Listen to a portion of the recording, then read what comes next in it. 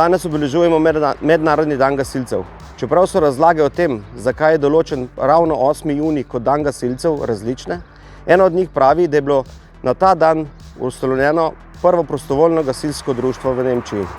Je pa dejstvo, da imamo v mednarodnem merilu tudi gasilci svoj dan. To si glede na opravljene težke, a izjemno humane dejavnosti zagotovo zaslužimo. Tako prostovoljni kot poklicni gasilci so nepogrešljiv del naše družbe, saj smo vedno nesebično pripravljeni pomagati v vsakršni nesreči.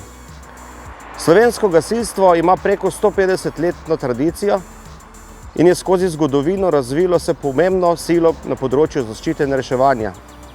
Gasilci gasimo požare in pomagamo občanom ob naravnih nesrečah, nesrečah v prometu, nesrečah ob nevarnimi snovmi ter nesrečah, ki jih doletijo v vsakdanjem življenju. Gasilske enote so se razvile v splošno reševalno službo in smo nosilci večine nalog zaščite in reševanja in pomoči, ker smo svojo operativno pripravljenostjo sposobni 24 ur na dan ukrepati v primeru naravnih in drugih nesreč v celotni Sloveniji. To smo dokazali z uspešnim posredovanjem na intervencijah ob velikih poplavah, ob žledu in močnih krajevnih neurjih z vetrom in točo, tudi drugje, ne samo doma, je pa zadnje čase tudi stalnica, da nas te neurja pač doletijo tudi v naši občini. Moderen in hiter tempo življenja prinaša tudi v gasilstvu izzive, za katere pred leti tudi pomislili nismo, a vendar so tu. Zaradi tega se gasilci zadnje leta posvečamo poleg osnovnega usposabljanja, gašenja in reševanja v požarih tudi veliko usposabljanju, opremljanju za posredovanje v primeru specifičnih tehničnih nesreč. Občina Sevnica je glede na konfiguracijo terena zelo razgibana. Tu imamo visok gričev nadsvet, za katerega je jasno, da je dostop za reševanje potreben izmeren napor, strokovno specialno znanje ter vrhunska specialna oprema.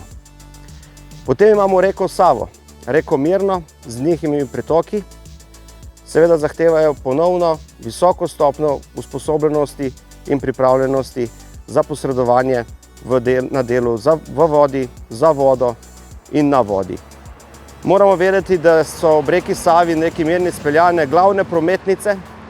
22 km ceste in železnice ob reki Savi predstavlja visoko tveganje, da se lahko dogodi nesreča vsak trenutek.